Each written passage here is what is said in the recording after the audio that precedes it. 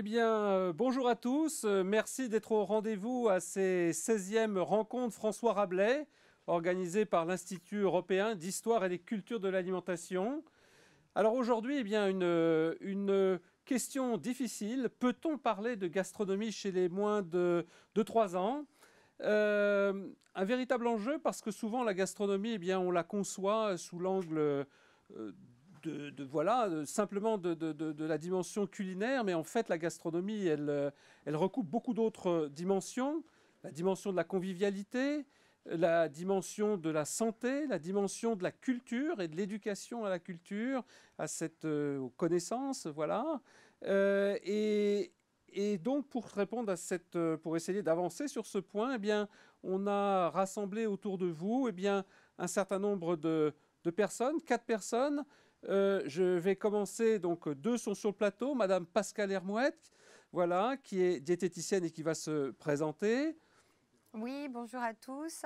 Tout d'abord, merci de m'avoir convié à ces 16e rencontres, François Rabelais, ce qui est une première et un honneur pour moi.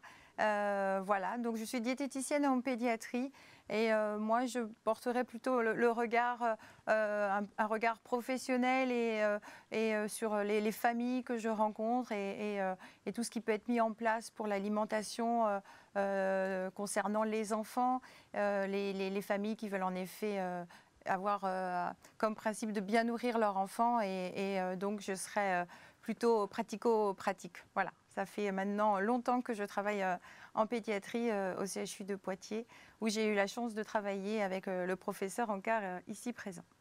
Merci beaucoup Pascal. Alors, connecté et voilà, qui nous parle de Dijon, Sophie Niclos qui va se présenter. Bonjour, oui, moi je suis directrice de recherche à INRAE, donc l'Institut national de recherche pour l'agriculture, l'alimentation et l'environnement, ex-INRA pour ceux qui connaissaient. Je travaille au Centre des sciences du goût et de l'alimentation, où je dirige une équipe qui s'appelle Déterminants du comportement alimentaire au cours de la vie, relation avec la santé. Dans mes propres travaux, je m'intéresse beaucoup à la question du développement du comportement alimentaire de l'enfant depuis les toutes premières années, pour essayer de comprendre les facteurs qui l'influencent et puis les périodes les plus importantes dans l'élaboration de ce comportement. Actuellement, je dirige également, j'occupe la direction scientifique d'un projet qui est porté par Dijon Métropole, qui s'appelle Dijon Alimentation Durable 2030 et qui vise à embarquer les citoyens de la métropole de Dijon vers une alimentation plus durable. Et donc ça embarque des actions, notamment en restauration scolaire, restauration hors foyer. On a également une cité internationale de la gastronomie et du vin qui est en construction et qui devrait être inaugurée dès septembre. Donc un certain nombre d'éléments et d'actions autour de la gastronomie également dans notre patrimoine local. Voilà. Merci beaucoup Sophie. Maintenant, j'ai passé la parole à Régis Marcon, pardon, qui est restaurateur, grand chef, et qui nous parle de la région de Lyon. Bonjour à tous. Merci de m'inviter à ces rencontres Rabelais. Et je suis ravi d'être avec vous, partager, parce que j'aime bien la notion partage, rencontre, hein, le nom de ces rencontres. Bon, 50 ans aujourd'hui, hein, je dis, c'est une coïncidence de cuisine. Le plaisir d'avoir mes établissements à la fois bistrot, restaurant gastronomique. Et depuis plus d'1 an, j'ai le plaisir de nourrir les enfants de notre petite école. Et pour moi, c'est une expérience très intéressante. Voilà, j'aurai le plaisir de vous faire partager mon expérience. Merci beaucoup Régis. Je vais maintenant me présenter à mon tour. Je suis Régis Ankar, je suis pédiatre, je suis professeur de médecine à l'université de Tours et spécialisé en nutrition. Mon rôle, c'est à l'université de Tours d'essayer de rapprocher justement l'alimentation, les sciences humaines et sociales et donc tout ce que fait l'Institut européen d'histoire et des cultures, et puis le champ aussi de la nutrition clinique, le champ de la recherche en biologie, de façon à véritablement voilà, rassembler tout ce qui va se retrouver aujourd'hui autour de ce qu'on peut appeler la gastronomie, parce qu'effectivement, tous ces champs-là sont extrêmement liés et extrêmement associés à ce mot, même si on n'en a pas toujours conscience. Voilà, alors on va maintenant engager les présentations, des courtes présentations de l'ordre de 15 à 20 minutes. On va peut-être commencer pour introduire la gastronomie, et bien passer la parole à Régis Marcon, qui va l'aborder sur, voilà, sur le champ de ce qu'il a un tout petit peu introduit tout à l'heure et donc nous faire part de son expérience et de ses réflexions. Régis, c'est à vous. Merci. Alors, le mot gastronomie, déjà, chacun l'interprète d'une façon différente. Souvent, d'ailleurs, dans le propre des Français, gastronomie veut dire haute cuisine, prix élevé, restaurant de luxe ou autre. Je crois que la gastronomie, c'est pour tout. Ça peut se retrouver aussi bien dans un sandwich, dans un fast-food que dans un restaurant de gamme. Hein. C'est important aussi de définir aussi cette notion de gastronomie. Alors, comme j'ai que quelques minutes pour m'exprimer, et c'est plutôt bien, parce qu'on va essayer d'être le plus concret possible, je vais vous faire partager l'expérience du fait de nourrir les enfants de notre école. Alors, comment m'est venue cette idée? Simplement, je pense que le Covid nous a tous un petit peu perturbés, encore plus nous, restaurateurs, mais nous a amené peut-être à changer peut-être quelques comportements, regarder peut-être un peu plus loin de ce que va notre propre restaurant, chiffre d'affaires, etc. Et quand ma belle-fille m'a fait remarquer, puisqu'elle a 2 de ses enfants à l'école, m'a fait remarquer, écoute, à Saint-Bonnet, il y a 5 restaurants pour ce village de 250 habitants, et vous n'êtes pas capable de nourrir les enfants de votre village. Et c'est vrai qu'ils faisaient appel à un traiteur extérieur, et nos enfants mangeaient très mal. Vous le reconnaître, très mal et beaucoup trop. Et je l'ai pris à la lettre. Et voilà, je me suis lancé dans cette aventure. Et voilà, je voudrais vous faire partager mon expérience. J'y suis allé d'abord en me disant, déjà, on va améliorer la nourriture de ces enfants, avec toutes les connaissances, avec beaucoup de modestie dans le domaine de la nutrition. On a réalisé des repas le plus équilibrés possible, bien entendu. Et c'est quelque chose qui m'intéresse, c'est mon quotidien. On a la chance d'avoir nos propres jardins, nos propres cultures. Et forcément, tous ces repas sont faits à base de produits bruts. Il n'y a aucun, ou vraiment très, très, très peu de préparation déjà transformée. Ça, c'est important. La deuxième, et je l'avais déjà fait depuis déjà quelques années, et j'ai vu un effet. C'est le fait non seulement de nourrir ses enfants, il y a tout l'accompagnement à table avec les maîtresses, etc. Mais il y a aussi le fait que nous allons, puisqu'on se partage avec un de mes chefs ce travail, chaque semaine à l'école pour présenter un produit. Et là, je me suis je me suis pris une casquette sans m'en rendre compte, à la fois de professeur d'histoire, professeur de géographie, poète, etc. Et on s'aperçoit que les enfants sont très captifs. Je vais vous donner l'exemple de la tomate. L'enfant qui ne mangeait pas tout ce qui était rouge. Les fraises, les cerises, les tomates, ne mangeait pas. C'était la couleur rouge. Il y avait un refus. Et quand j'ai raconté l'histoire de la tomate, son origine, le Mexique, comment elle est arrivée en Europe, comment elle est arrivée en Italie, etc., comment elle a pris le chemin de la Marseillaise pour arriver à Paris, à la Révolution, etc., et puis surtout d'aller visiter les plants de tomates dans nos jardins, il y a eu un déclic. Bon, c'est un des enfants, soit, mais je me suis aperçu que expliquer le produit, déjà, en rentrer dans ce système d'acceptation, d'être plus curieux, et ça marche. Alors, il y a aussi tout le travail qu'on fait à table. On a banni du vocabulaire, on le fait sous forme de jeu, forcément, le fait de dire « c'est pas bon ». On leur demande de s'exprimer en disant « c'est pas à mon goût ». Et bien sûr, on s'arrange pour que chaque fois, il y ait un légume à découvrir. Et je peux vous dire, je me captive. C'est vraiment important, l'expérience, c'est pas d'aujourd'hui, mais on voit une amélioration. C'est pas fini. tous les 3 semaines, on met en place, et là c'est un petit plus aussi, des ateliers avec les enfants. Mais pas que sur la tarte aux fraises. Souvent, dans ce genre d'opération, on va souvent vers le sucré, vers la pâtisserie. Non, on le fait pratiquement que dans la cuisine, parce que je m'imagine, la plupart de ces élèves font le petit gâteau à la maison. Alors, ils n'ont pas besoin, nous, dans nos ateliers, de refaire le gâteau, même si on le fera peut-être d'une façon différente. On le fait sur des produits salés. Et on y incorpore à petite dose des petites notions de nutrition.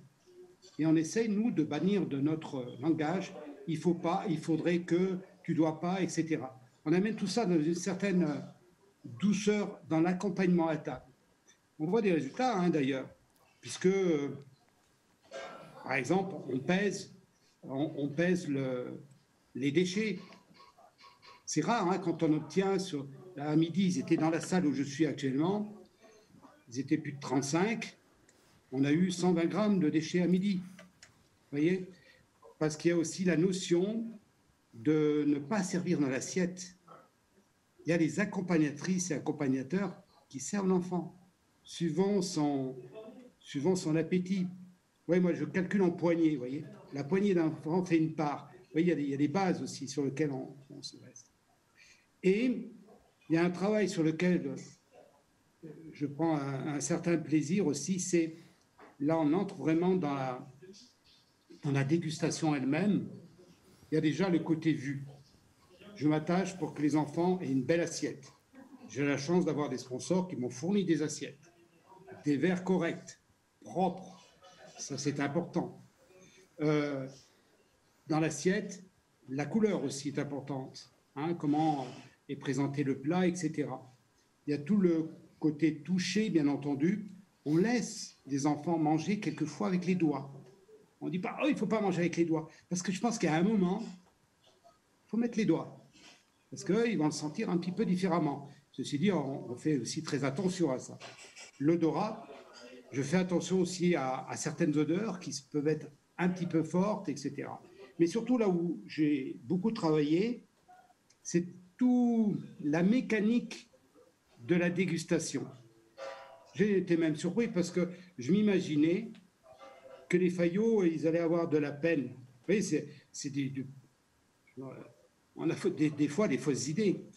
C'est ce qu'ils préfèrent. Les légumineuses, je peux vous dire, je prends un plaisir fou à préparer les légumineuses. Ça fait partie d'un de mes ouvrages d'ailleurs, mais le fait de bien préparer les légumineuses, de faire attention à la cuisson, d'avoir une pré-germination, etc., de les enrober, parce qu'il y a tout un côté tactile en bouche qui fait que l'enfant l'accepte ou l'accepte pas.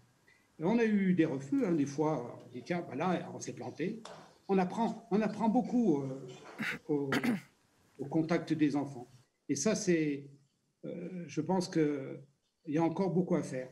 Alors maintenant, ce que j'aimerais quand même, en annexe de l'expérience que j'ai pu vivre, il est important que, à la fois, en France, dans les systèmes pédagogiques, ayant travaillé beaucoup avec M. Blanquer sur la réforme, c'est les messages que j'essaye de faire passer, ils passent forcément, mais ça ne se fait pas du jour au lendemain.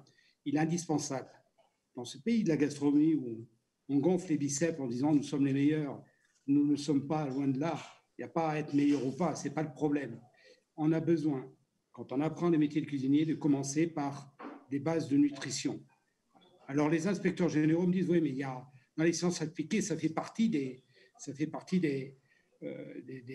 que l'on apprend. Non, je sais, pour faire ça pendant 1 heure tous les 15 jours, en théorie, je pense qu'on oublie vite. Mais amener la nutrition en même temps que la formation pratique dans la cuisine, ça c'est indispensable. Et je pense qu'on va y arriver tout doucement. La deuxième chose sur laquelle je travaille aussi, c'est sur les référentiels. Quand vous prenez les référentiels cuisine, actuellement, vous êtes chaque fois sur les plats, une protéine et 2 petites garnitures qui se courent après. J'exagère.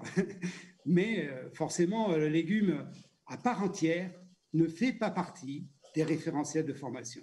Et ça, c'est un travail que nous devons faire nous-mêmes à l'intérieur de nos formations, de nos métiers. C'est le travail de nos groupes de restaurateurs pour améliorer.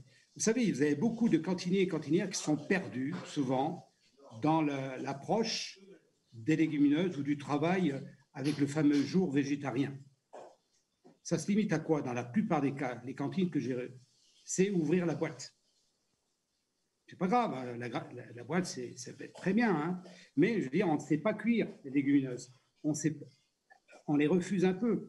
On l'a refusé depuis la dernière guerre au niveau de la culture, parce qu'on a divisé par 7 les productions de légumineuses, mais on l'a refusé aussi au niveau de l'apprentissage cuisine. Et c'est dommageable, parce qu'on sait très bien, et Sophie qui est sur le plateau, c'est très bien, l'association légumineuses céréales est hyper intéressante. Voilà, je ne vais pas continuer plus longtemps, ça serait plus du bavardage. Je veux dire simplement le plaisir que je prends à nourrir les enfants.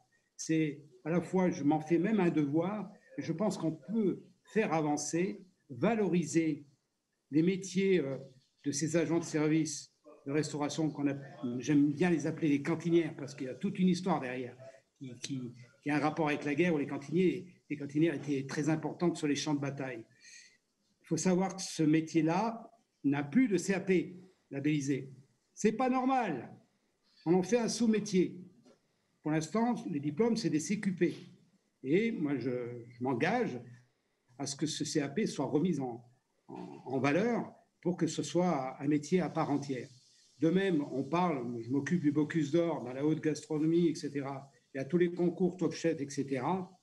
Ce métier de cantinière, il faut le valoriser. Il peut y avoir des concours pour mettre en valeur le meilleur, etc. Ce n'est pas le problème d'avoir le meilleur, mais ça crée de l'énergie dans les métiers quand il y a justement ce genre de concours, de labellisation. Voilà. Merci. Merci beaucoup, Régis Marcon. Alors donc, bien nourrir son armée, c'est gagner la guerre. Bien nourrir l'enfant, c'est préparer l'avenir. Et ça commence d'ailleurs très tôt. Et là, je vais passer la parole à notre collègue diététicienne, à Pascal Hermouette, qui va nous parler justement de son expérience, parce que pour construire se bien manger ultérieurement, pour construire aussi sa santé, eh bien, il y a un échange qui démarre très très tôt. C'est même un langage, l'alimentation. Et voilà, et je pense que Pascal va nous embarquer sur cette thématique-là. Merci Pascal. Oui, donc il me semble en effet, moi, que c'est une évidence, la gastronomie pour les petits, puisque le désir premier des parents, ça va être en effet de bien nourrir leur enfant. Dès la naissance, en effet, un enfant, il va être le centre d'attention de sa famille. Et les parents savent très bien que l'alimentation est un point essentiel dans la croissance de l'enfant, pour qu'il grossisse bien, qu'il grandisse bien, pour qu'il se développe, qu'il ait un bon développement psychomoteur, tout simplement. Et donc, d'où l'intérêt qu'ils vont porter à l'alimentation. Donc, si on prend les étapes un peu de l'alimentation de l'enfant, quand il naît, vous savez, on a évidemment la période qu'on appelle la période lactée exclusive, qui va durer à peu près jusqu'à 4 mois, où l'enfant n'a comme besoin que du lait, en fait. Alors là, si on parle de cette période particulièrement, on peut aborder l'allaitement maternel, qui pour moi est l'aliment gold, l'aliment idéal, l'aliment qui à lui seul répond un petit peu aux critères de la gastronomie, puisqu'il va avoir, par rapport à toutes les notions comment on peut définir la gastronomie, c'est d'abord il va répondre à la notion de bonne qualité nutritionnelle, puisqu'il est totalement adapté aux besoins spécifiques du bébé. Il va répondre aussi à des qualités organoleptiques, puisqu'il va avoir un goût différent selon les tétés, un goût différent selon ce que la maman aura mangé, et qui du coup sera par opposition au goût unilatéral des préparations infantiles. Et puis, le troisième point de la gastronomie, qui est le partage, le désir de bien nourrir, le désir de donner de soi, et vraiment cette relation unique qu'il va y avoir entre la maman et son bébé lors de l'allaitement. Donc c'est vrai que ce lait maternel est vraiment l'aliment gold standing, on pourrait dire, pour l'enfant. Puis ensuite vient l'étape de la diversification alimentaire, où là, il va être question modifier un peu l'alimentation du bébé qui évolue et qui va donc avoir d'autres besoins et qui va donc pouvoir tout simplement digérer d'autres aliments.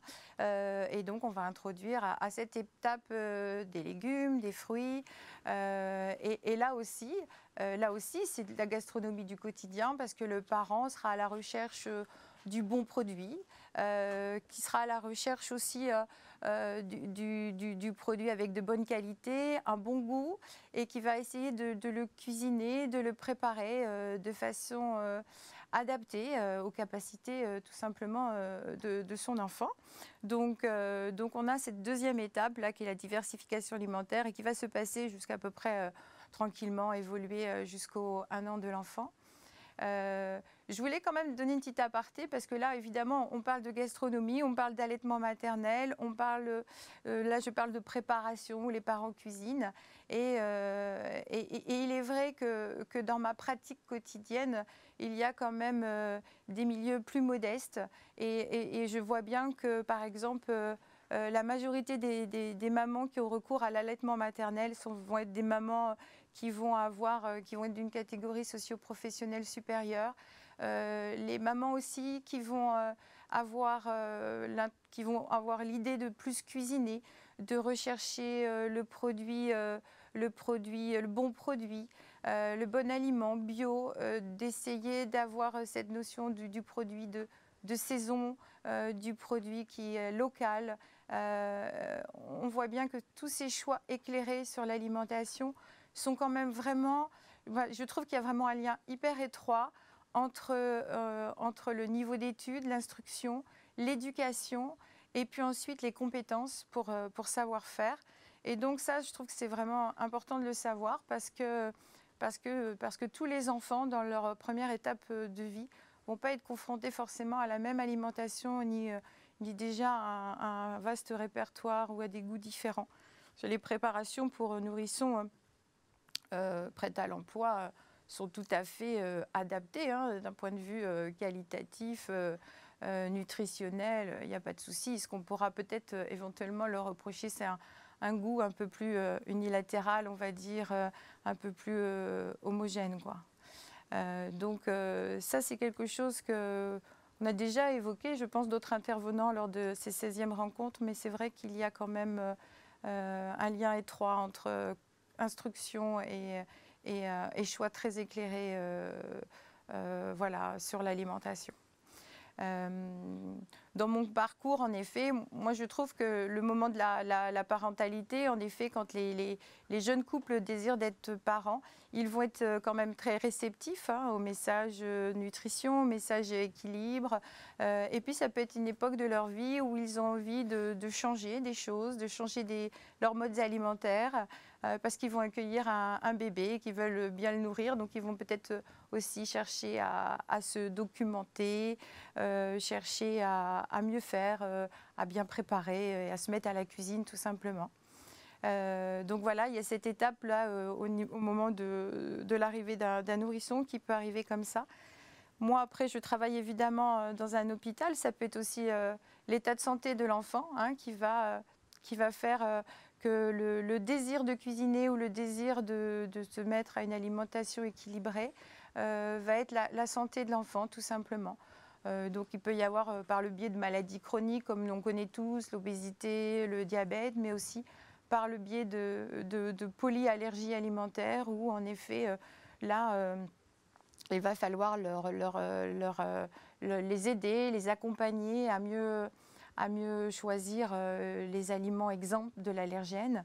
Et puis, ça peut être un moment où, justement, on va leur expliquer qu'on peut tout simplement manger aussi des aliments naturels qui sont naturellement, du coup, sans allergènes et pas forcément avoir recours à que des plats transformés où il va falloir bien lire les emballages pour repérer si c'est sans protéines de lait de vache, sans œufs, sans blé, sans gluten. Parce que souvent... là encore, vraiment, le niveau d'études des parents à la base, je vois, j'ai eu récemment une maman d'un milieu vraiment très, très modeste. La petite était sans gluten et elle trouvait ça très, très compliqué de trouver des produits sans gluten. Elle avait le sentiment qu'elle tombait toujours dans les mêmes aliments. Et en fait, il fallut la revoir plusieurs fois pour lui expliquer qu'il y avait des aliments naturels, exempts de gluten, qui avaient bien souvent un coût moindre et qu'elle pouvait du coup cuisiner facilement. Mais là aussi, il y a besoin de tout un travail d'accompagnement. Donc voilà un petit peu sur mon expérience ce que je voulais surtout vous dire. Je trouve que du coup, moi, dans ma pratique pour les 0-3 ans, on s'adresse évidemment plus aux familles. Et donc, ces enfants, selon les familles dont ils sont issus, vont être confrontés à une gastronomie, je dirais, un petit peu différente. Donc, c'est pour ça que voilà, l'idée, là, ce que vous disiez, Monsieur Marcos, voilà, d'être avec les enfants, de les faire découvrir les produits, de les éduquer un petit peu à l'alimentation, c'est vraiment quelque chose de primordial. Parce que si on n'a pas pu, moi je les rencontre à l'hôpital, mais il y a plein de familles qu'on ne rencontre pas, qu'on ne voit pas. Si on ne peut pas informer les parents, éduquer les parents, il va falloir que cette éducation à l'alimentation, elle passe par l'enfant. Et en effet, ça peut être une forme ascendante d'éducation, tout simplement. Et c'est pas en effet, je pense, à mes yeux, assez mis à jour encore. Il n'y a pas encore assez de choses. Moi, je ne fais pas d'atelier comme vous faites, et ça, je trouve ça formidable. Mais c'est vrai qu'il fut un temps où il y a eu des fois des ateliers plutôt avec des familles. Et en tout cas, ces ateliers, on peut leur donner n'importe quel nom d'ailleurs. Hein. Je ne sais pas, il y a plein d'autres noms qu'on peut dire, mais ces ateliers de cuisine, entre guillemets, sont des moments hyper importants de partage d'expériences, d'échange de recettes. Et ça va permettre, en tout cas, souvent aux familles de faire la cuisine pour apprendre, en fait, la nutrition. Donc voilà, il faut des fois plus passer par le faire, en effet, et ça devient plus parlant, plus pratico-pratique, quoi. Donc voilà un petit peu tout ce que j'avais à dire sur ce domaine au niveau de la diversification alimentaire, l'étape de l'enfant qui va s'alimenter tout au cours de sa vie. Et je pense qu'en effet, c'est souvent une volonté des parents de bien nourrir.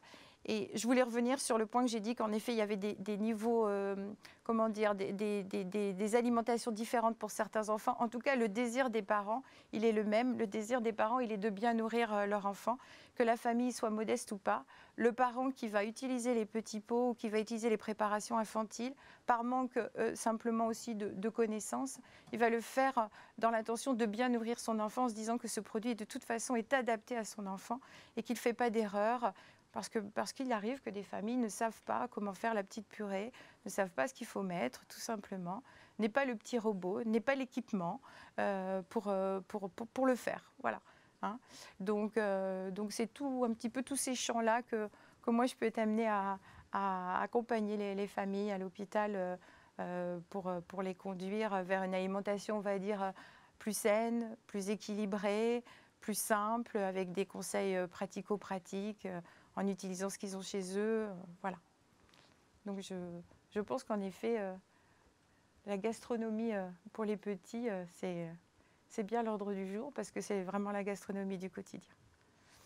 Merci beaucoup Pascal, merci pour cette expérience. Alors l'apprentissage, voilà, on a toujours en tête voilà, la communication orale, la culture autour de ça, mais en fait il commence très très tôt cet apprentissage, justement quand on éveille l'enfant au goût, et ça c'est le domaine de Sophie Nicklaus. Alors on va lui passer la parole maintenant, Sophie. Merci Régis. Alors oui, l'apprentissage, la question de la gastronomie pour l'enfant de moins de 3 ans, en fait, puisque c'est la question du jour. Alors, la gastronomie, c'est l'art de faire bonne chère, selon le Larousse ou le Robert. Et on peut définir aussi le gastronome comme le gourmand avisé, fort d'une culture de table. Alors, est-ce que ça peut s'appliquer à nos petits gastronomes en culotte courte? C'est un peu toute la question. Et justement, toute la notion de culture, c'est là, je pense qu'elle intervient beaucoup, puisqu'on est dans une tension, là, finalement, entre les apprentissages d'un côté, la découverte sensorielle de l'enfant, et puis la culture à l'extrême de la gastronomie. Donc, si on replace les choses du point de vue de l'enfant de moins de 3 ans, alors j'ai appris avec ravissement qu'à Saint-Bonnet-le-Froid, les enfants scolarisés bénéficient de la table de Monsieur Marcon. Alors honnêtement, j'ai envie de déménager à Saint-Bonnet-le-Froid rien que pour cette raison. Mais avant d'arriver à l'école, enfin en tout cas jusqu'à 3 ans, il se passe quand même pas mal de choses et ils ont quand même besoin de manger plusieurs fois par jour. Et donc ce qui m'intéresse, moi, c'est ce qui se passe à ce moment-là. Alors pourquoi j'ai commencé à m'intéresser à ça dans mes recherches? Parce que dans un premier travail que j'ai fait, je me suis rendu compte que le comportement de l'enfant, tel qu'il était déjà élaboré à l'âge de 2 à 3 ans, était prédictif des comportements observés jusqu'au début de l'âge adulte. Et donc, on s'aperçoit que l'enfant de 3 ans, il a déjà des goûts, des préférences, un certain bagage culturel qui va l'accompagner.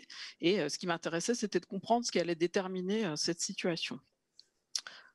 Alors, l'enfant, quand il naît, il est déjà doué d'un certain nombre de perceptions sensorielles qui vont lui permettre de développer son comportement dans un environnement. C'est le comportement alimentaire, comme son nom l'indique, est un comportement et donc il est appris en lien avec l'environnement.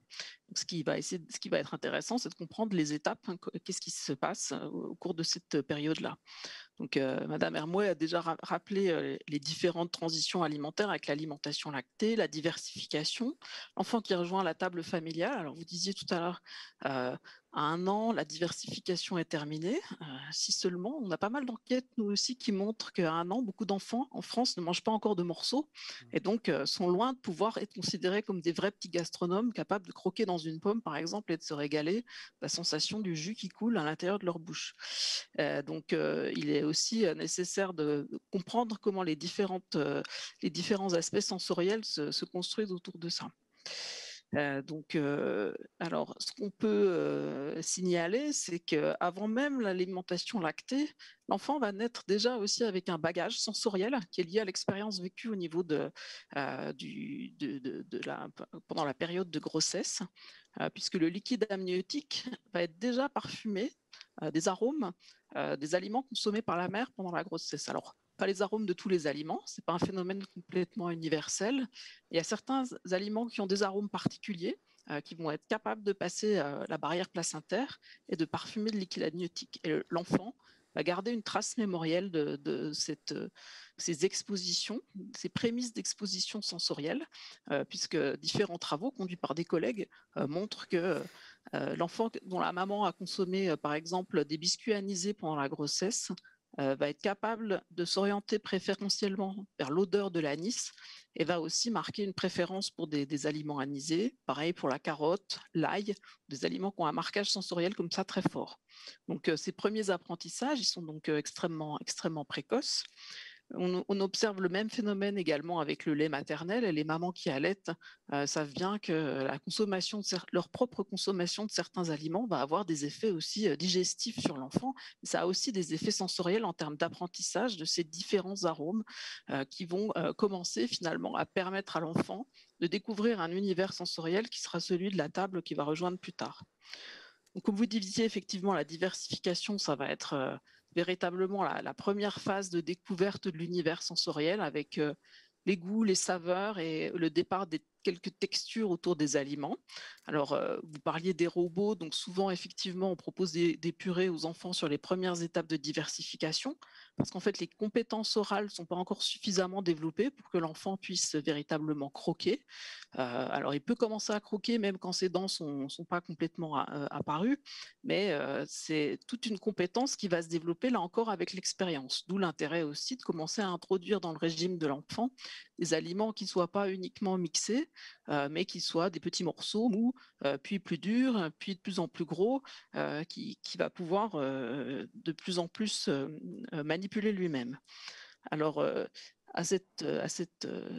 autour de cette question, d'ailleurs, c'est très intéressant de noter qu'effectivement, toucher l'aliment, c'est très important, comme le citait M. Marcon tout à l'heure. Ça, on l'a observé aussi chez des enfants autour de 6 à 12 mois, en fait. Quand les enfants touchent les aliments, ils prennent des informations sur la texture. Et ça les rassure avant de mettre l'aliment dans leur bouche, parce qu'ils ont déjà compris ce qu'ils vont pouvoir attendre comme sensation au moment de les mettre dans leur bouche. Et pour des aliments qu'ils n'ont jamais connus, qu'ils n'ont jamais goûté, c'est très très rassurant d'avoir ces premières informations avant même que ça soit en bouche, c'est-à-dire là où ça va être ingéré et finalement vraiment incorporé.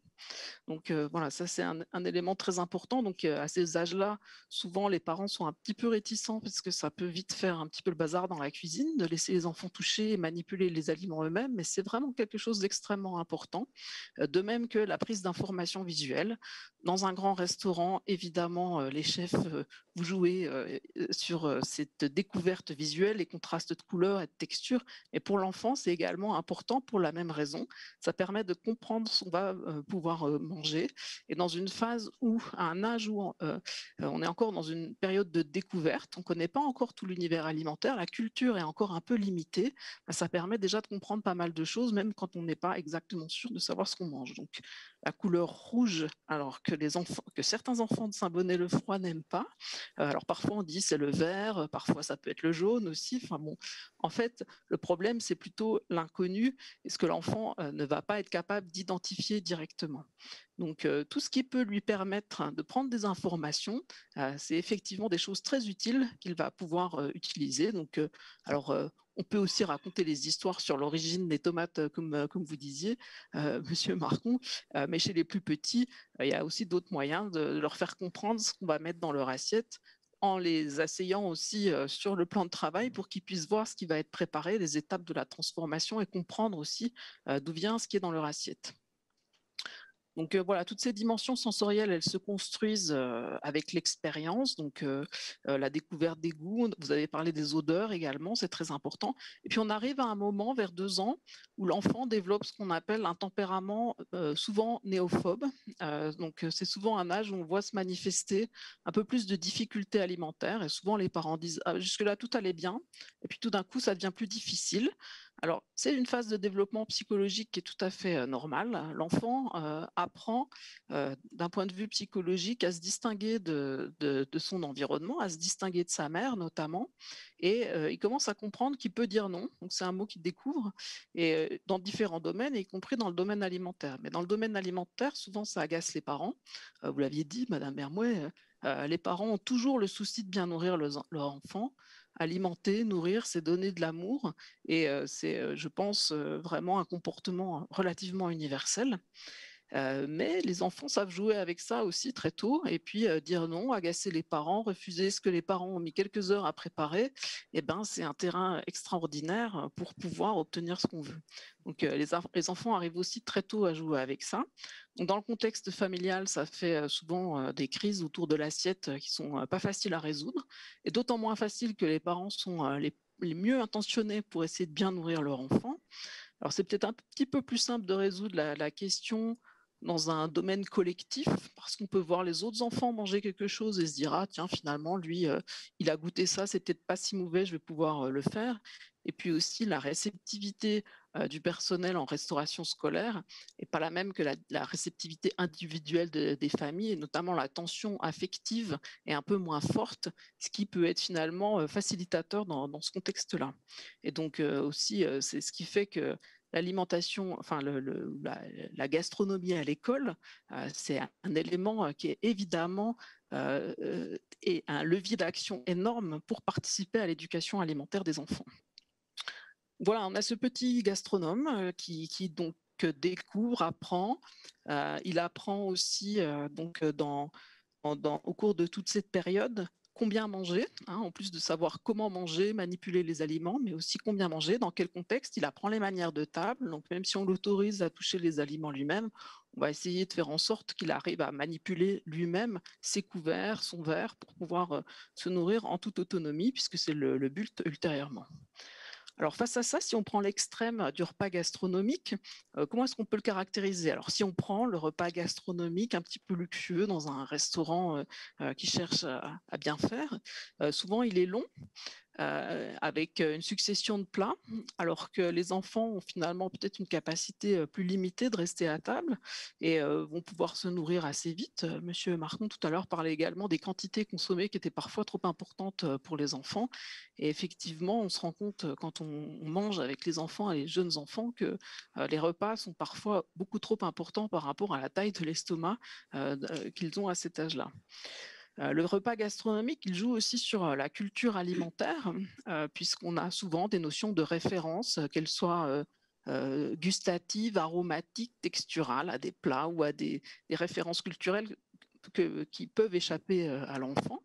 Et donc, d'où l'intérêt aussi de favoriser la découverte sensorielle à un stade précoce pour que l'enfant puisse engranger toutes ces informations sensorielles et s'en servir comme base culturelle. Donc, vous parliez tout à l'heure, Madame Hermouet, des cultures alimentaires qui sont différentes d'une famille à l'autre, et c'est très bien, et on ne peut que s'en réjouir, hein, parce que finalement, ce qui fait l'intérêt de la gastronomie aussi, c'est la diversité. Il n'y aurait pas de gastronomie sans diversité alimentaire ou diversité culturelle. Et donc, pour l'enfant, ce qui est très important, c'est de se nourrir très très précocement de ces diversités sensorielles pour construire un répertoire, un univers mémoriel dans lequel il va pouvoir puiser tout au long de sa vie et qui va l'accompagner dans sa découverte alimentaire. Alors, sur ce sujet-là, moi, j'aime toujours bien prendre l'analogie avec les langues. On apprend une langue maternelle facilement, sans y réfléchir. C'est tout naturellement qu'on arrive à manipuler les mots, le vocabulaire de notre langue maternelle. Et puis, quand on veut apprendre une deuxième langue, à 12 ans, à 15 ans, à 20 ans, c'est beaucoup plus compliqué. Il faut faire un effort, essayer de retenir. Et j'ai envie de dire, dans l'univers alimentaire, c'est un petit peu la même chose. Les saveurs, les arômes, les textures de notre cuisine maternelle, c'est des choses qui sont évidentes pour nous. Et puis quand on est confronté à des cuisines différentes, quand on va goûter des plats, des ingrédients auxquels on n'a pas du tout été habitué, il faut parfois un petit effort. Et même pour les adultes, il faut passer ce cap de la néophobie. Et donc voilà, l'enfant gastronome a aussi besoin d'être accompagné dans ces découvertes pour pouvoir passer à la table des grands. Qu'est-ce qu'on peut dire encore sur cette question? Moi, c'est plus une réflexion que je me fais. Alors, je vois que chez Monsieur Marcon, les enfants sont très bien accueillis et c'est absolument incroyable.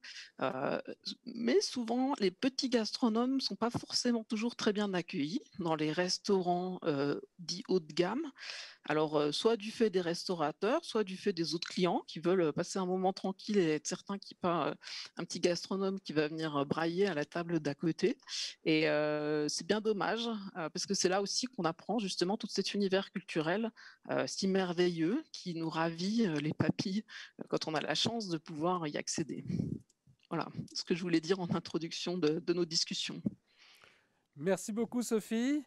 Je rappelle, avant de m'engager sur la voie de gastronomie et santé, et pour nos spectateurs, que vous pouvez interagir, hein, vous pouvez nous transmettre vos commentaires, vos questions, qui vont être, qui vont être notées et qui nous seront retransmises à la fin de cette session, on va dire, où on engagera une discussion entre nous et puis on répondra aussi à vos questions et vos commentaires si vous en avez.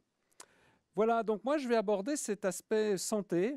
Alors santé, ça peut paraître un petit peu étonnant parce que souvent quand on parle de gastronomie, eh bien, c'est pas la première chose à laquelle on pense.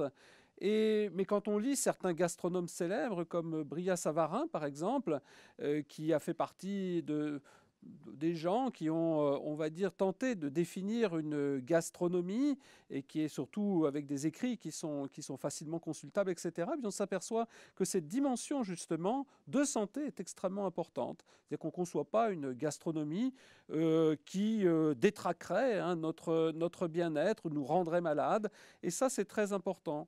Alors, dans ces champs justement de la santé, il y en a de multiples.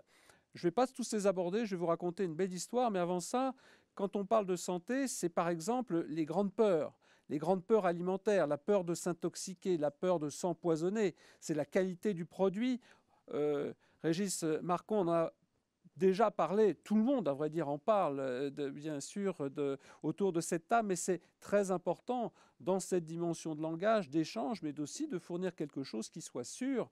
Et c'est la qualité, tout simplement la fraîcheur d'un aliment, éviter de s'empoisonner, de s'infecter, on va dire, de contracter une infection au travers de l'alimentation.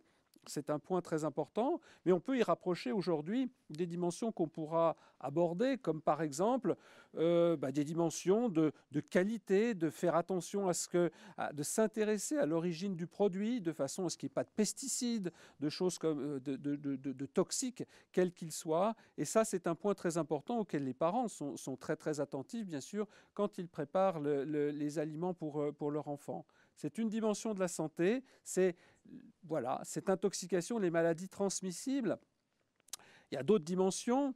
Alors, qu'est-ce que c'est aussi la santé, bien sûr, chez un enfant et comment est-ce qu'on le voit? Pour nous, pédiatres, ce n'est pas très compliqué parce qu'on a un témoin formidable de ça, qui est la croissance. Donc, une alimentation qui est adaptée va permettre une croissance harmonieuse en poids et en taille. Et c'est des choses, comme vous le savez, que nous surveillons à chaque fois que nous examinons un enfant. On le pèse, on le mesure. Et ça, c'est un extrêmement bon moyen qui se permet de savoir si effectivement, au-delà de toute maladie que pourrait avoir cet enfant, eh bien, son environnement au sens large, incluant bien sûr l'alimentation, est adapté. Et c'est comme ça qu'on voit que quelquefois, il y a des ruptures. Ça peut être d'ailleurs quelquefois des problèmes relationnels, des problèmes interactifs entre les parents et l'enfant, quelquefois s'opposent à cette bonne croissance. Et pour nous, c'est un témoin très important de savoir si tout se passe bien ou pas, et donc d'essayer de comprendre et donc d'aider bien sûr tel ou tel enfant et famille dans des problèmes qu'ils pourraient rencontrer.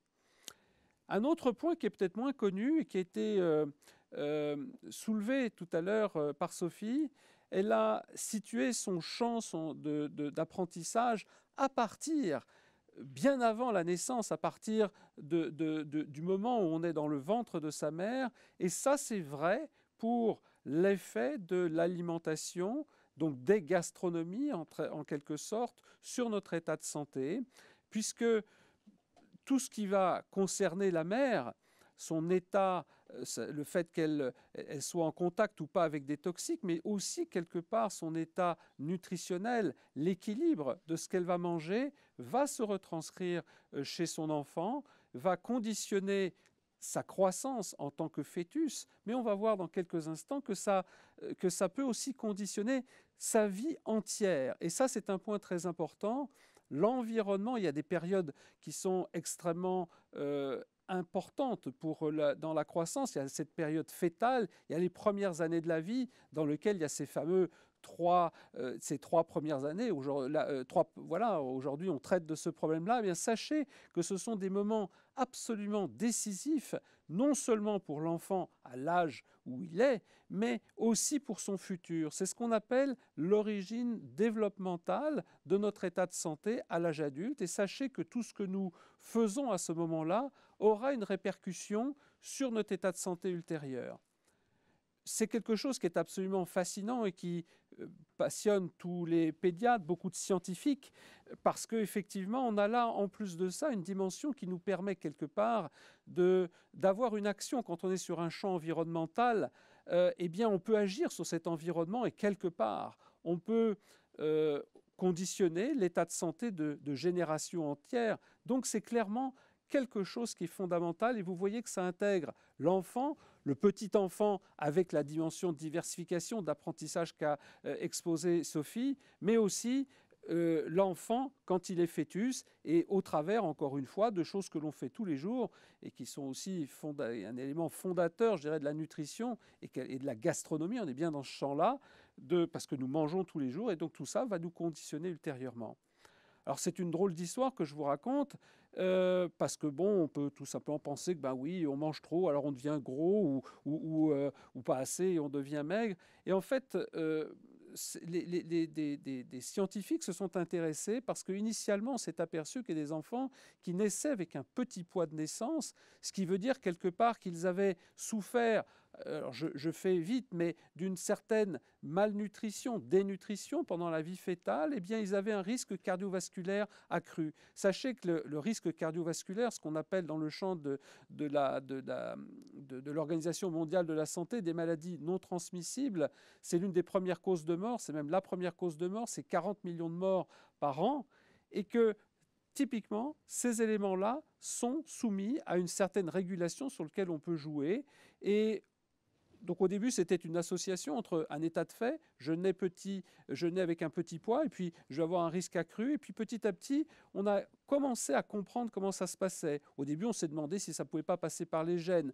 Mais les gènes, par eux-mêmes, ça n'expliquait pas, ça ne pouvait pas expliquer l'ampleur de tout ça. On s'était demandé si on n'exerçait pas une sélection à un moment critique qui était la vie fétale d'une certaine population qui aurait été plus apte justement à supporter, je dirais, un stress tel qu'une sous-nutrition pendant la vie fétale. Puis finalement, on s'est aperçu que ce n'était pas tout à fait ça. Mais de ce fait, en s'intéressant à ça, eh bien, on en était amené à comprendre que finalement, l'environnement, il modulait l'expression des gènes. C'est ce qu'on appelle l'épigénétique et c'est un élément très, très important. Par exemple, alors c'est une expérience qui, entre guillemets, une expérience dans le sens expérience culturelle, tragique, mais il s'agit des famines qu'il y a pu y avoir pendant la dernière guerre mondiale. Et certains pays ont toujours eu d'extrêmement bons registres qui ont permis ensuite d'analyser tout ceci et de se rendre compte que des gens qui avaient été soumis à cette famine, généralement ou des femmes qui ont été soumises à cette famine, et plutôt pendant la dernière partie de la grossesse, eh bien, leurs enfants, 50 ans après, avaient un risque cardiovasculaire accru, mais avaient aussi une modulation de gènes qu'on a été capable de mettre en évidence bien longtemps après, 50 ans après, et qui était quelque part lié à ce stress qu'ils ont vécu pendant cette période fétale. Le mécanisme de ceci est donc une modulation des gènes par l'environnement. Ça s'appelle l'épigénétique. Tous les jours, et particulièrement actuellement, nous sommes au printemps. Sachez que si les plantes fleurissent au printemps, c'est aussi un phénomène épigénétique. Le rallongement des jours, c'est-à-dire la plus grande exposition solaire, et puis aussi le changement de température fait que les gènes qui codent, qui génèrent la floraison des plantes, eh bien, vont se réveiller. Eh bien, le mécanisme est exactement le même. Donc vous voyez, cette histoire qui est une très belle histoire, dont maintenant on commence un petit peu à comprendre les choses, eh bien encore une fois, il faut la mettre dans le champ de la gastronomie parce que oui, tout ce que l'on a dit, c'est-à-dire de l'environnement qui entoure la mer, de son alimentation, la diversification qui commence très très tôt, l'adaptation, la bonne adaptation de l'alimentation pendant ses premières années de la vie va non seulement faire en sorte que votre enfant va grandir de façon appropriée, mais en plus de ça, il va faire en sorte qu'il sera sûrement soumis à un risque moindre pour, comme vous le voyez, eh bien, des événements qui sont des maladies cardiovasculaires ou autres. Donc c'est une très belle histoire et qui, à mon avis, illustre aussi très bien quelque part cette connexion entre la gastronomie et puis le soin. Alors, j'ai fini là mon propos, juste pour dire qu'effectivement, on brasse beaucoup de domaines. Et que d'ailleurs, si on reprend la première intervention de ces 16e journées, François Rabelais, Thierry Marx a dit, voilà, je ne vais pas parler de gastronomie en ne parlant que de ma dimension, la dimension culinaire. Il a parlé de planète, il a parlé, à vrai dire, de système presque planétaire. Donc on voit qu'il y a beaucoup de dimensions relationnelles, santé, comportementale, langagière, apprentissage, etc., qui font partie de la définition de ce mot, qui en font toute la complexité. Donc encore une fois, il fallait bien qu'on soit 4 pour essayer de débobiner cette affaire pour l'enfant de moins de 3 ans. Voilà, alors on va maintenant passer, échanger peut-être entre nous et puis surtout répondre aux questions de l'auditoire. S'il y en a. Kylian, est-ce qu'il y a d'ores et déjà des questions qui apparaissent ? Oui, tout à fait, Régis. Nous avons quelques questions dans l'immédiat. Nous avons par exemple une question qui a priori est plutôt destinée pour Sophie Niklos. Quelqu'un évoque le fait qu'entre 8 et 20 mois, à son esprit, les enfants sont assez fragiles et assez faciles, pardon, et acceptent volontiers ce qu'on leur donne à manger. C'est dans cette période-là, ils pensent que l'on devrait faire goûter beaucoup de choses, comme l'a dit Sophie. Mais quand on regarde la consommation des jeunes adultes, on a plutôt l'impression que les habitudes alimentaires arrivent vers l'âge de 10-15 ans. Que pensez-vous finalement de cette contradiction ? 10-15 ans, il se passe pas mal de choses. Quand je disais en introduction que nous, on a observé des associations significatives entre les comportements à 2-3 ans et les comportements jusqu'à 22 ans, ça ne veut pas dire que le comportement est le même. Ce qu'on a observé, par contre, c'est par exemple que les enfants qui aimaient le plus les carottes à 2-3 ans étaient aussi ceux qui aimaient le plus les enfants à 22 ans, en fait. Et donc, le niveau des préférences ou la variété des comportements alimentaires était assez stabilisé depuis la petite enfance jusqu'au début de l'âge adulte. Alors après, entre les deux, évidemment, les habitudes, l'environnement alimentaire évolue. Et quand on parle de comportement, on ne peut pas tellement séparer le comportement de l'environnement dans lequel il se pratique. Donc effectivement, quand on a la chance de pouvoir fréquenter un restaurant gastronomique tous les jours, on a un certain environnement. Quand on a à sa disposition des fast-foods ou d'autres types de restauration, on n'a pas accès évidemment aux mêmes choses, quoi. Donc il ne faut pas oublier ce rôle-là dans l'environnement. Néanmoins, donc effectivement, alors c'est vrai que dans la petite enfance, alors 8-20 mois, je ne sais pas si c'est la bonne période pour considérer que l'enfant est facile. Ce qui est très clair, donc c'est dans les recommandations alimentaires en vigueur, on voit qu'on peut commencer la diversification à partir de 4 mois révolus. Et on a aussi ce phénomène de néophobie dont je parlais tout à l'heure, qui apparaît plutôt en fin de deuxième année. Alors, il n'y a pas d'âge précis, ça ne concerne pas tous les enfants non plus, c'est 75% des enfants à peu près, donc les 3/4 des enfants qui manifestent ces comportements. D'autres enfants vont rester toujours très ouverts. Mais voilà, c'est un fait, comme pour les adultes, on a différents tempéraments alimentaires, on n'a pas tous exactement les mêmes réactions. Pour certains, on est sensible aux saveurs, pour d'autres au visuel. Pour certains, on est très sensible au rassasiement, on va s'arrêter de manger tout de suite dès qu'on n'a plus faim. Pour d'autres, on est capable d'aller un petit peu au-delà de nos signaux de rassasiement et continuer à manger quand c'est tellement délicieux qu'on ne peut pas s'arrêter. Donc voilà, tous ces tempéraments existent chez l'adulte, ils existent aussi chez l'enfant. Donc chez l'enfant, de fait, la fenêtre la plus favorable pour l'introduction, pour moi, c'est dès le début de la diversification jusqu'à l'apparition de ce tempérament néophobique, mais même au-delà, puisque les apprentissages, c'est toute la vie. Je prenais l'analogie avec les langues. Alors, c'est plus difficile d'apprendre des nouveaux mots quand on est plus âgé, mais rien n'empêche quand même d'essayer et puis de tenter. Comme pour tous les apprentissages également, la patience et de rigueur. Donc, toujours dans l'analogie avec la langue, dans la langue maternelle, il y a plein de mots qu'on va apprendre de façon complètement naturelle, et puis il y a des mots quand même pour lesquels les parents ont besoin de faire un petit effort ou répètent l'effort. Apprendre à dire bonjour, apprendre à dire merci, ça ne se fait pas en une fois. Et donc, apprendre à aimer certains goûts ou à aimer certains aliments, effectivement, parfois, ça demande un peu plus soit de temps, soit de talent, le talent du cuisinier pour la préparation.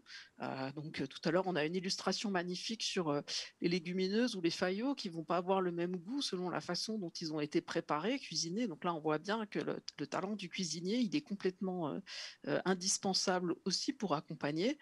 Un navet mal cuisiné, par exemple, c'est pas terrible.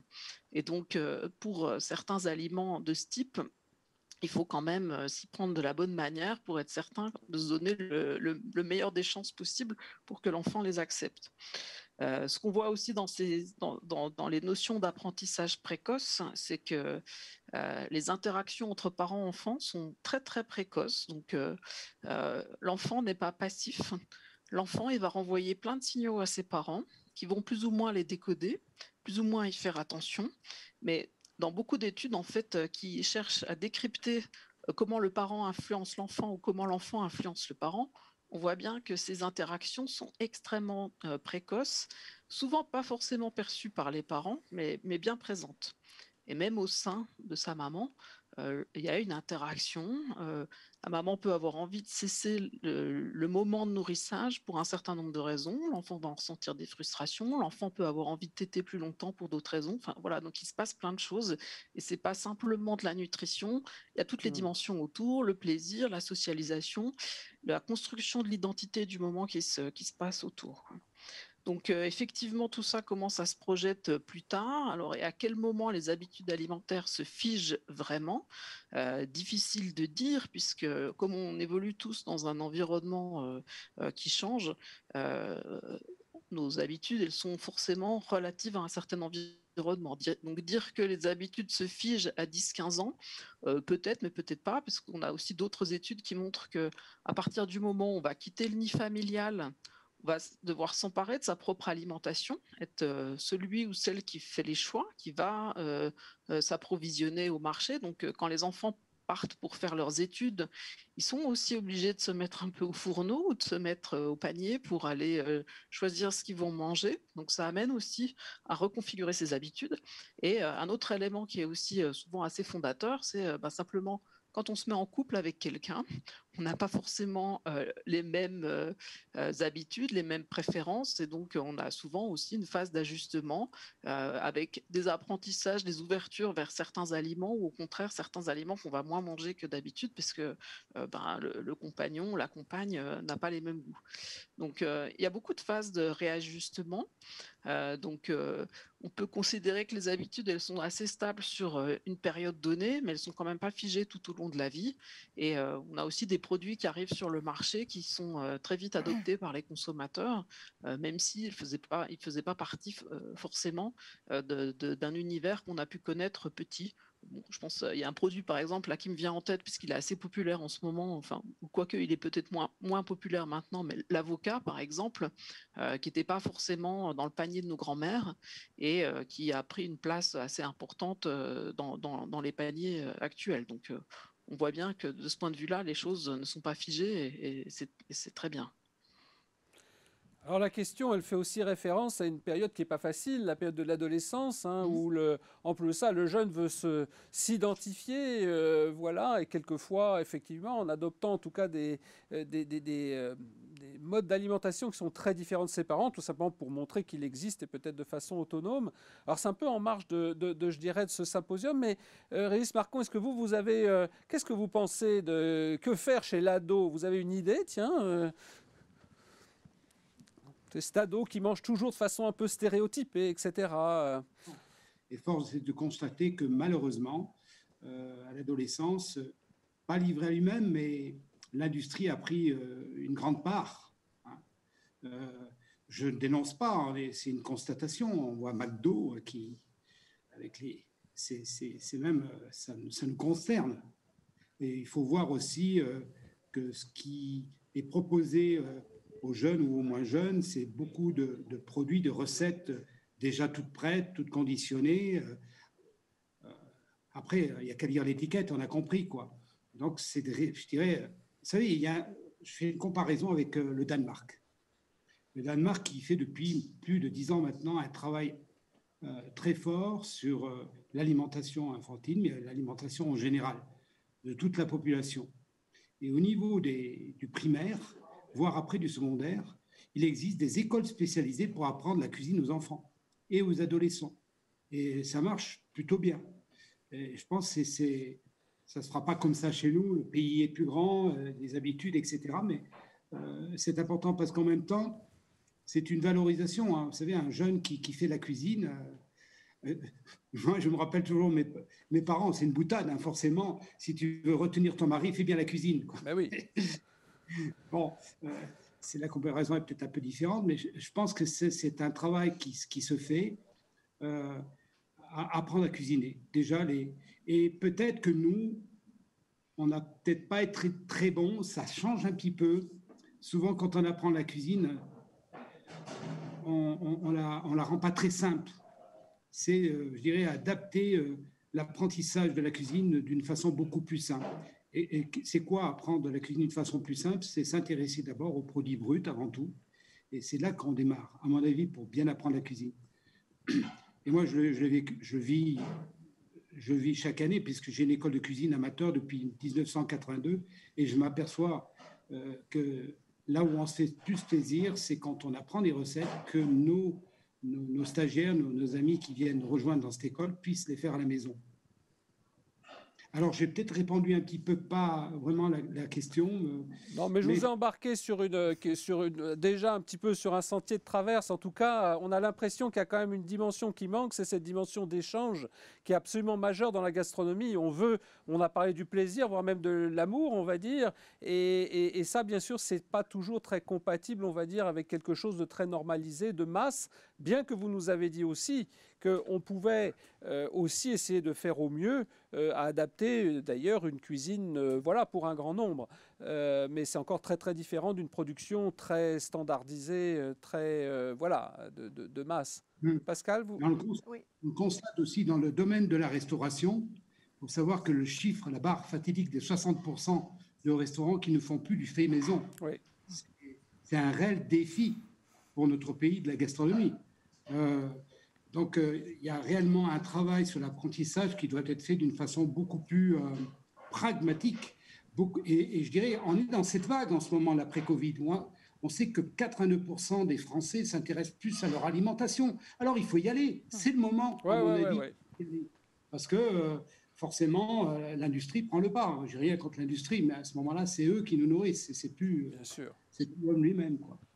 Pascal Hermouet. Oui, j'avais juste 2 remarques à faire par rapport à la question qui avait été posée tout à l'heure sur le fait que les enfants, là, vers 2 ans, 2 ans et demi, tout d'un coup désarçonnent leur maman parce qu'ils refusent de consommer les légumes comme ils voulaient bien les manger avant.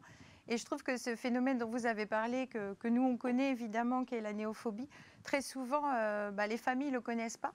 Et déjà le fait de pouvoir tout simplement leur expliquer que c'est un phénomène normal, qu'il y a cette appréhension tout d'un coup, cette peur du nouvel aliment, c'est la prise de conscience tout simplement de l'aliment que l'on va incorporer.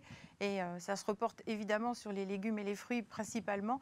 Déjà de l'expliquer aux familles, ça va permettre d'apaiser les tensions, je trouve, et puis de leur dire que ce n'est pas parce qu'ils l'ont préparé une seule fois, en effet, qu'il faut abandonner, qu'il faut répéter les propositions, diversifier un peu les modes de cuisson, les préparations, familiariser l'enfant, comme vous l'avez dit, mettre le petit enfant à côté pour qu'il voit le légume, et quand il est en âge de suivre ses parents, aller au marché, aller dans le jardin, cueillir, enfin voilà, manipuler, toucher. Vous avez en effet bien dit tout cela, et dans ma pratique quotidienne, c'est vrai que j'en parle très très souvent parce que ça peut créer beaucoup de tensions au sein des familles.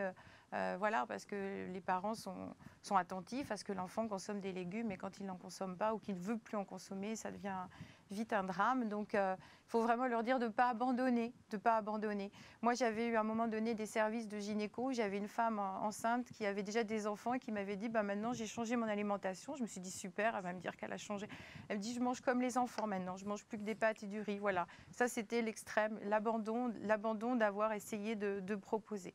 Et puis la deuxième remarque, ce que vous venez de dire sur les adolescents, je pense que les adolescents sont dans une étape de leur vie où ils ont envie de s'autonomiser et un peu de se distinguer du modèle familial, tout simplement.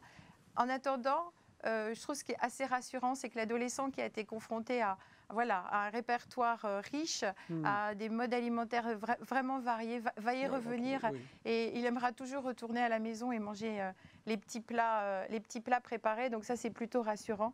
Voilà, l'embêtant, ça va être plutôt ceux qui ne sont pas confrontés et qui mangent plus que de raison les plats ultra transformés ou ce que vous avez cité, les McDo et autres. Voilà.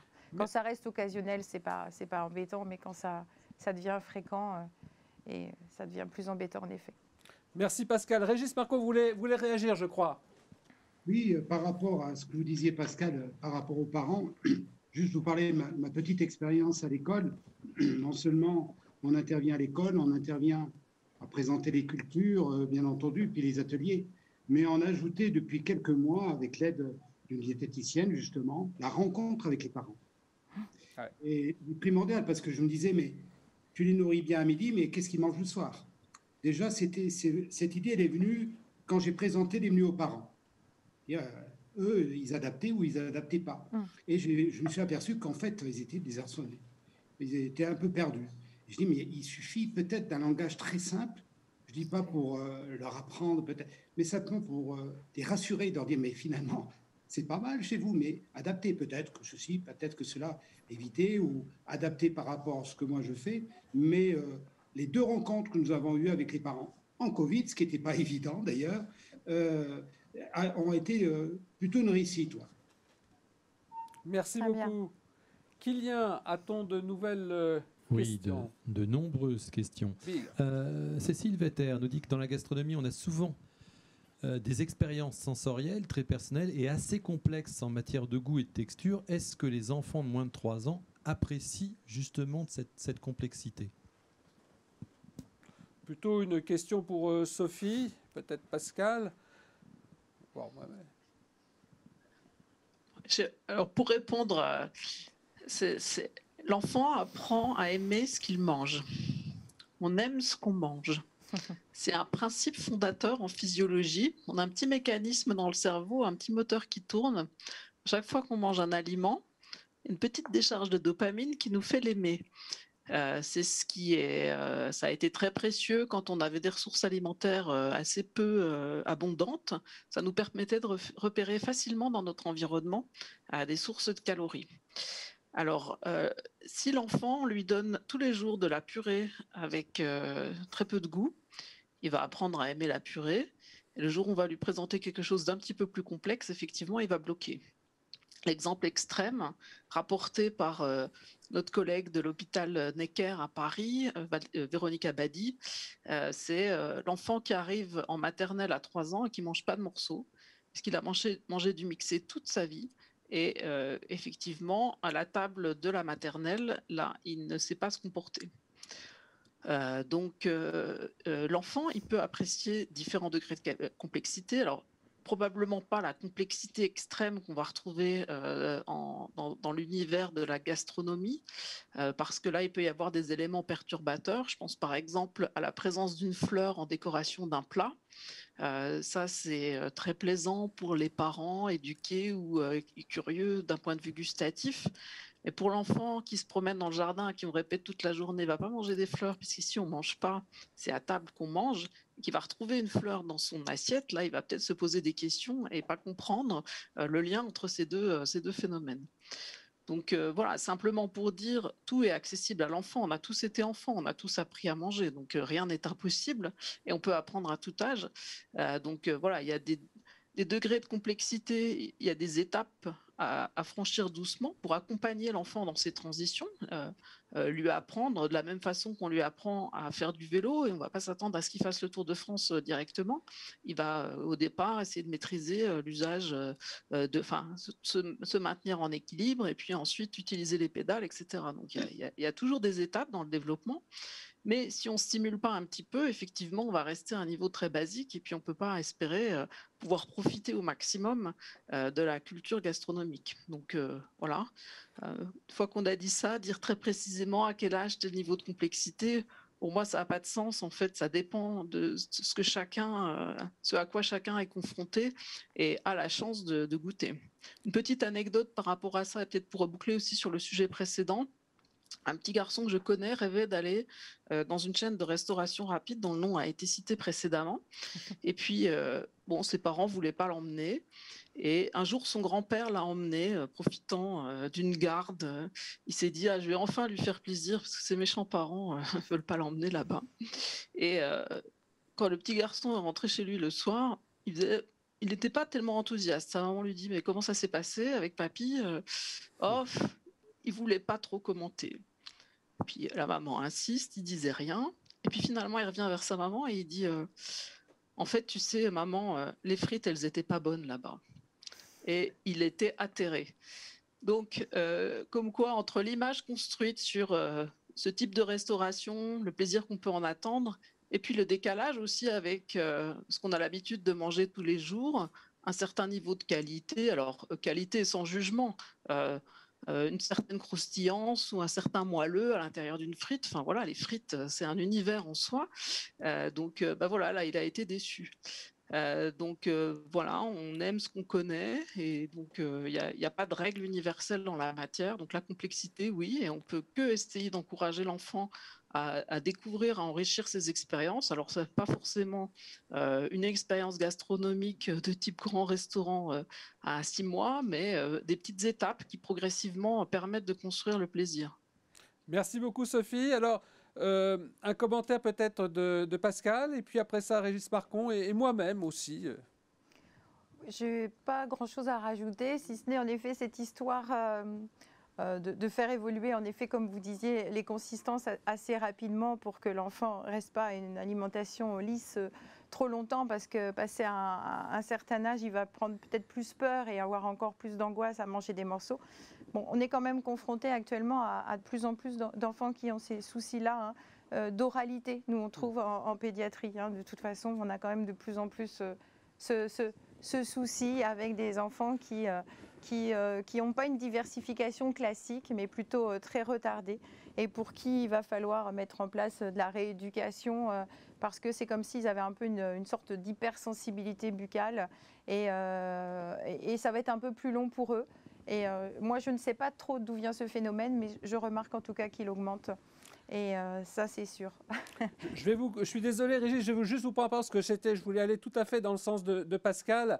En fait, pour répondre à cette question, beaucoup de pédiatres vous répondront, c'est une évidence que oui, bien entendu, parce que, par exemple, nous avons des enfants qui, par exemple, très tôt dans leur vie, ont été amenés à être beaucoup en réanimation, sont nés quelquefois prématurément, etc.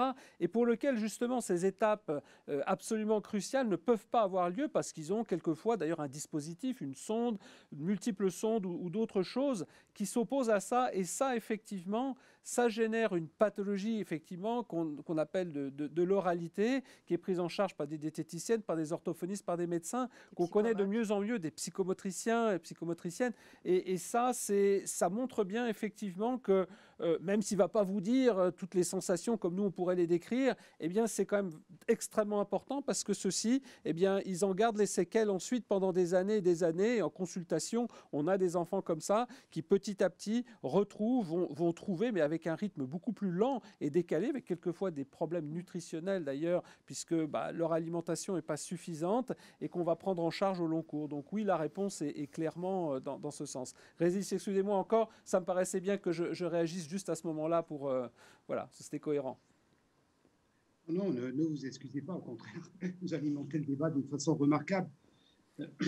Juste, je voudrais, par rapport à la question qui vient d'être posée, j'ai vécu 3 expériences et en même temps, ce qui fait le sel de nos métiers, c'est le goût, finalement. Ouais. La texture, on peut parler de plein de choses, mais c'est le goût. Et l'adaptation aux enfants, j'ai eu l'expérience dans les hôpitaux et puis chez des membres de ma famille, des personnes en fin de vie aussi. Ouais. Qui la nourriture, c'est extrêmement important. On le voit dans les mixés, par exemple. Bien sûr. Donc, il y a des adaptations. Et ce qui est important, je crois que... et c'est là... Vous disiez tout à l'heure la technique cuisine. Je veux bien. Mais bon, je pense que c'est peut-être un savoir-faire, mais il ne faudrait pas que ce soit l'exclusivité de certains cuisiniers. Ouais. Ça serait bien dommage. Mais revenir à la notion de goût, c'est l'équilibre. Alors, je prends l'exemple avec la gastronomie. Quand je fais une carte pour mes clients... Moi, j'aime bien être aimé par ma cuisine. J'abonde dans ce sens parce que j'essaye que 90% de mes clients apprécient le plat. Ça veut dire qu'à un moment, je veux l'adapter par rapport à ma clientèle. Je veux qu'elle soit populaire, cette cuisine. Les enfants, ça va être un peu pareil. Je vais m'arranger de façon à ce que les goûts que je vais mettre, je ne vais pas mettre beaucoup d'épices pour les enfants ou peu d'herbes. Je vais y aller doucement. Je vais goûter. Je vais voir la texture de façon à ce que les enfants l'apprécient. Et on peut se planter quelquefois. C'est pas plus tard qu'il y a un mois, on fait une mousse au chocolat. Voilà. Et moi, pas malheureusement, mais j'adore le chocolat, vous avez compris, quoi. Dans les 70, etc., et je ne suis même pas allé jusque-là, mais vers un 60. Et puis je dis, mais ils mangent pas la mousse au chocolat. J'étais hyper déçu. Eux aussi, forcément, parce que je leur ai inventé. Oh, aujourd'hui, la mousse au chocolat des enfants. Ah ouais, la mousse au chocolat. Ben oui, ils n'ont pas mangé, quoi, ou très peu. Et voilà, on peut se planter. Donc, c'est se mettre, je dirais, à la disposition des papilles, que ce soit des enfants, que ce soit des tout jeunes enfants.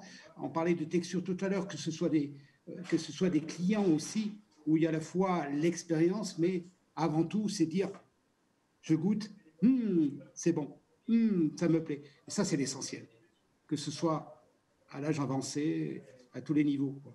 Et on a l'expérience, je l'ai vu avec des membres de ma famille, qui est peut-être qu'une recette très simple, mais on le voit en fin de vie, c'est important. Vous savez, c'est ce qui nous relie justement à nos aînés qui nous quittent. Moi, vous savez, de faire l'expérience de donner à mon frère, de donner à ma mère, de donner à une de mes sœurs qui sont plus avec moi, du sorbet ananas, parce que voilà, la gorge est complètement irritée. Et ben, c'est le peu qu'on peut leur donner en fin de vie, quoi. Et on voit que l'alimentation a tellement d'importance. Bien entendu. Alors nos papilles, elles ont aussi une culture, parce qu'à vrai dire, on a parlé du bon, mais le bon, quelque part, ça peut être mauvais ailleurs, ou en tout cas, ça peut ne pas avoir la même saveur. Ça aussi, c'est quelque chose qu'on connaît justement dans l'alimentation du petit. Les habitudes culturelles, Pascal, et justement l'éducation au goût, on le voit quand il faut s'adapter à des familles voilà, d'origine africaine, là, d'autres origines. Ça marche aussi, ça? Oui, parce qu'on voit bien que les petits d'origine africaine, comme vous dites, les épices ne leur font pas peur en fait. On sent que ça s'est transmis très très vite. Et les mamans, typiquement dans la cuisine française, ne vont pas oser mettre ce que mettent les mamans africaines. Donc ça s'est transmis. Et c'est vrai que dès qu'ils peuvent lâcher la petite purée, parce que des fois ces mamans-là, elles ne font pas forcément les petites purées maison, mais ils passent directement du petit pot et en fait l'enfant il va vite à la table des grands. Comme moi j'ai beaucoup de familles d'origine guinéenne où le plat est au milieu et ils mangent un petit peu avec tout le monde. Et alors eux, à 1 an, ils n'ont aucun souci avec les morceaux et les épices. Donc ça se transmet. On voit bien les modes alimentaires, les cultures alimentaires sont tellement différentes. Et vous disiez bien, Mme Nikos, qu'en effet, on aime ce que l'on mange et du coup, ils sentent ça, ils ont cette odeur, donc tout ça toujours dans la maison, donc ils sont imprégnés et ils n'ont aucune difficulté à passer à l'alimentation beaucoup plus épicée, quoi. Tout à fait. Super, j'étais sûr que Pascal aurait quelque chose à dire là-dessus. Kylian, est-ce que le standard explose? Il explose, oui, il y a des questions, tout à fait. On demande s'il faut forcer finalement un enfant à goûter de tout, quitte à le brusquer, ou faut-il accepter qu'il refuse de goûter et donc de limiter son périmètre de découverte? Je vais laisser Pascal répondre. J'aurais répondu pour ma part, mais Pascal, est-ce qu'il faut forcer alors? Non, je pense que non. Je pense que le forcing n'est jamais une bonne chose, ça c'est sûr. Voilà, il faut encourager et essayer de montrer différentes formes. Pour ma part, quand mon enfant était petit, le concombre, il a été transformé en frites dans l'assiette. J'ai fait un bonhomme. Voilà, on essaye tous les parents d'essayer d'au moins qu'il accepte de l'incorporer, qu'il accepte l'enfant de le mettre dans la bouche. Mais le réflexe normal d'un enfant, si on le force, si vraiment c'est pas possible pour lui, il va le recracher de toute façon. Et c'est un réflexe, on va dire, juste normal. Donc non, pas de forcing. Pas de chantage non plus, surtout pas de chantage, si tu manges tes légumes, tu auras un dessert, ça renforce vraiment l'idée que le dessert il est excellent et que le légume il est vraiment mauvais. Donc non, voilà, il faut répéter, reproposer et ne pas surtout se décourager en tant que parent. En tant que pédiatre, on dit qu'il faut attendre au moins 10 fois pour considérer qu'un aliment ne serait rejeté par un enfant. Donc il faut être effectivement patient, ne pas chercher à forcer et reproposer toujours. Et encore une fois, ça contribue à cette culture de la diversité qui est, on l'a dit plusieurs fois, certainement un élément majeur, je dirais, de la gastronomie, entre guillemets, de l'ouverture au sens large. Voilà. Si je peux me permettre d'ajouter un commentaire sur le forçage. Faut pas oublier que les enfants ont un estomac plus petit que les adultes. Parfois, ils disent non parce qu'ils n'ont plus faim. C'est vrai. Et donc, forcer, c'est leur apprendre aussi à manger au-delà de leur appétit, ce qui n'est pas terrible, dans la perspective de la prévention de l'obésité, par exemple. Et en plus, forcer, ça crée un contexte négatif où finalement, tout est instrumentalisé autour de la table. Exactement. Et c'est quelque chose qui est très facilement mémorisé. Il y a pas mal d'enquêtes qui montrent que beaucoup d'adultes ont des souvenirs de Ouais. forçage, ou alors on les laisse une après-midi devant une assiette froide jusqu'à ce qu'ils finissent, et qui sont tous des souvenirs horribles. Donc, on n'est pas obligé de faire subir ça aux enfants, surtout si la réalité du fait qu'ils disent non, c'est qu'ils n'ont plus faim, il n'y a aucune justification, et l'apprentissage, il doit se faire idéalement dans le plaisir ou dans l'idée de la découverte. Et parfois, découvrir, c'est en manger un tout petit peu. Ça donne déjà une première expérience du goût, des saveurs, sans forcément manger une grande quantité. Et quand on sert les enfants, il faut toujours se souvenir qu'ils ont ce plus petit estomac pour essayer d'adapter aussi à leurs capacités. Oui, et pour ajouter, je trouve que ça pourrait mettre en plus une mauvaise ambiance autour du repas et créer un climat en effet de tension. Et l'enfant, après, s'il se rend compte que ça met hors de lui ses parents, comme vous disiez, s'il a envie de les embêter pour X raisons, il saura très bien sur quel bouton appuyer. Donc en fait, c'est aller dans son sens et ça ne va pas l'aider, ça va aider personne. Donc, Encore une fois, comme l'alimentation, c'est un élément de langage, d'échange. Dès qu'il y a de la tension, l'enfant va le recevoir, va le ressentir, et ça va se transformer. Et voilà. Et c'est un certain nombre de consultations que nous avons chez des tout petits enfants, quelquefois au biberon, etc., ou quelquefois même en allaitement, où effectivement il y a une tension au moment du repas avec une répercussion générale. Et ça, on connaît ça effectivement très bien. Encore une fois, l'alimentation, c'est pas que des calories, c'est un ensemble, et c'est une relation. Et si on oublie cet élément-là, eh bien on tombe complètement à côté de la plaque. Hein.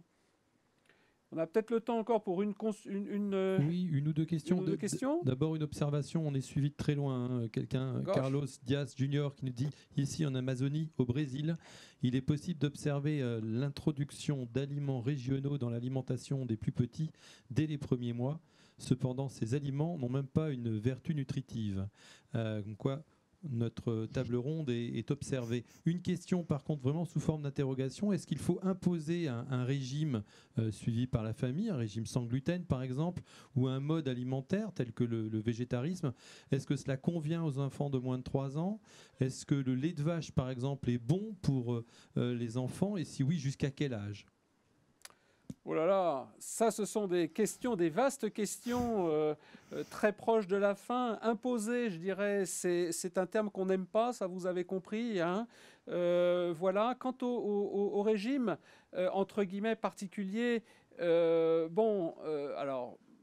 Il y a des âges, encore une fois, où c'est quelquefois plus compliqué à mettre en œuvre. Le végétarisme... pourquoi pas, encore une fois, être vegan et véritablement éliminer tout un champ je dirais, des aliments est un peu compliqué à des âges de croissance rapide. Mais encore une fois, je crois qu'il faut savoir aussi s'adapter, il faut savoir continuer à discuter avec des parents qui choisiraient ceci et savoir les accompagner là-dedans, savoir aussi tirer la sonnette d'alarme hein, quand effectivement ça ne va pas. Et voilà, et toujours conserver ce discours. Le lait de vache, il n'y a pas de problème particulier, je dirais. Il peut être consommé tout au long de la vie. Mais encore une fois, je suis désolé, là, on a très peu de temps pour rentrer dans le détail de ce genre de questions, parce que ce sont des questions qui souvent portent à polémique. Et j'ai peur qu'on n'ait pas, malheureusement, le temps d'aborder pour qu'aussi la personne qui les pose ait l'impression d'être bien entendue. Et c'est pas donc ce que je vous dis n'est pas une position, je dirais, dictat, mais quelque chose d'assez ouvert, comme vous l'avez compris, mais qu'on n'aura pas le temps malheureusement de développer. Régis Marcon, vous vouliez intervenir sur ça peut-être? Je vous vois lever la main. Non, je n'interviendrai pas sur le sujet parce que vous le dites à l'instant, si on s'embarque dans ce sujet-là, ça peut être un peu long et on risque d'être peut-être imprécis pour ceux qui écoutent. Forcément, par contre, nous, cuisiniers, c'est une interrogation parce que le véganisme arrive à grands pas. Hein. Ce n'est pas un fléau, hein. Il faut voir comme une mode alimentaire, etc. Bon, ce que je voulais vous faire partager, c'est par rapport à la question précédente, c'est l'ambiance à table. C'est important. Nous, on l'a vu, et c'est tout un équilibre aussi entre celles qui accompagnent des enfants. Je parle de la cantine. Je n'interviendrai pas dans le milieu familial, mais dans la cantine, forcément, il il y a celles qui accompagnent, c'est souvent des dames qui servent. Il y a un mélange entre à la fois la petite discipline à table et faire manger les enfants. Vous voyez, il y a un compromis à trouver et trouver une bonne ambiance à table. Pour moi, pour nous et pour les enfants, on voit que c'est important, que ce soit un peu ludique aussi. Vous voyez, par exemple, je fais le challenge aux enfants de leur dire, allez, aujourd'hui, combien il va y avoir de gaspillage? Alors chacun, 50 grammes, Régis, 100 grammes, etc. C'est un jeu. Vous voyez, on est arrivé par ce biais-là, d'ailleurs, sans s'en rendre compte. J'ai une soupe tous les midis. Il y a une petite soupe. Et au début, personne prenait de la soupe. Et c'est heureux de voir que maintenant, la plupart mangent de la soupe parce que c'est devenu un challenge entre eux, quoi. Eh ben, merci Régis d'avoir lancé le mot de la fin parce qu'on est à 30 minutes pile. On dit, voilà, la soupe fait grandir, alors on va finir là-dessus. Je voulais vous remercier tout particulièrement. Je ne sais pas si c'est tout à fait vrai, mais en tout cas, c'est des choses qui se disent. Voilà. Alors, on va finir là-dessus. Je vous remercie bien sûr grandement pour votre participation. Je crois que le débat a été très animé. Et puis, encore une fois, il fallait qu'on apporte tous notre regard différent, qui, je crois, était nécessaire pour essayer de débobiner cette gastronomie du tout petit. Merci à vous, merci à Pascal, et merci bien sûr aux auditeurs qui nous ont suivis et qui, je l'espère, ont apprécié. Au revoir à tous.